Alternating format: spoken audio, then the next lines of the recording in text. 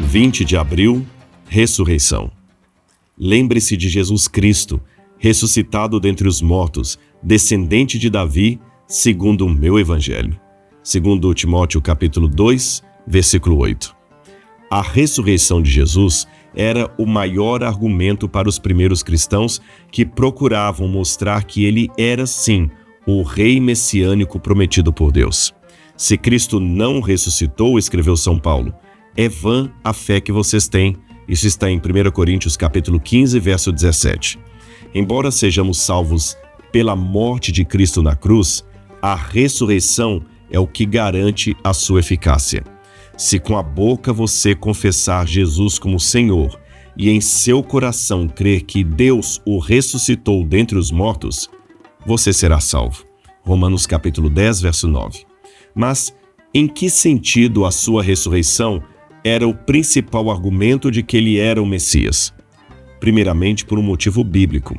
Deus havia prometido enviar um rei descendente de Davi que edificaria o templo e cujo reino nunca teria fim. Isso está em 2 Samuel capítulo 7, versículos 12 a 16.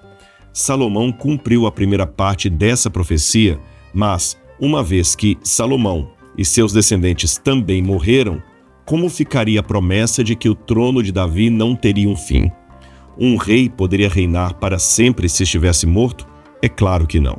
Além disso, como o Messias poderia garantir a ressurreição de todos no último dia se ele mesmo fosse vencido pela morte? Portanto, era imprescindível que o Messias morresse para cumprir Isaías 53. E era também imprescindível que ele ressuscitasse para dar prosseguimento a Daniel capítulo 12, versículos 1 e 2.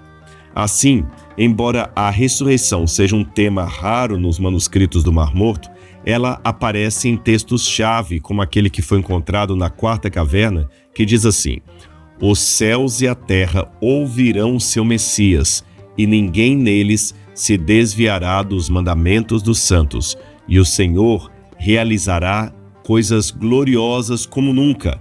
Ele curará os feridos, ressuscitará os mortos e trará as boas novas aos pobres.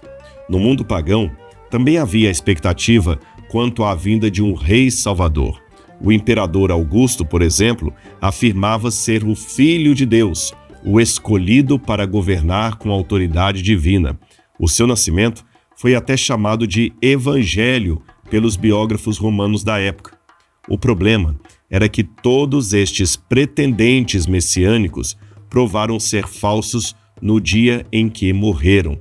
Por isso, mais do que qualquer grandioso feito, a ressurreição de Jesus é a maior prova de que ele era o verdadeiro Filho de Deus, capaz de aniquilar de uma vez por todas a morte e o sofrimento. E você? Você confia em Jesus ressuscitado? Vamos orar. Senhor, a tua ressurreição é a garantia da nossa ressurreição e da vida eterna. Por isso, ó Pai, nós damos graças pela morte de Jesus na cruz do Calvário na sexta-feira e sua ressurreição no domingo. A morte nos garante a vida eterna e a ressurreição é o emblema de que esta salvação é legítima. Muito obrigado, Pai. Obrigado pelo Evangelho. Obrigado pela vida de Jesus. Obrigado pela morte de Jesus. E obrigado pela ressurreição de Jesus. Queremos confiar nesses fatos históricos, porque eles garantem que se ficarmos fiéis a Cristo e aceitarmos a sua graça, nós certamente também seremos ressuscitados quando ele vier. Nós e os entes queridos que a morte levou. E aqueles dentre nós que estivermos vivos, seremos transformados para o encontro com o Senhor nos ares. E assim estaremos juntos pela eternidade ao lado do nosso Salvador. Obrigado, Pai, por essas promessas. Nós confiamos nelas e fazemos essa oração em nome do nosso Messias, do nosso Salvador. Amém, Senhor. Que a graça de Jesus, ressurreto, habite sempre em seu coração.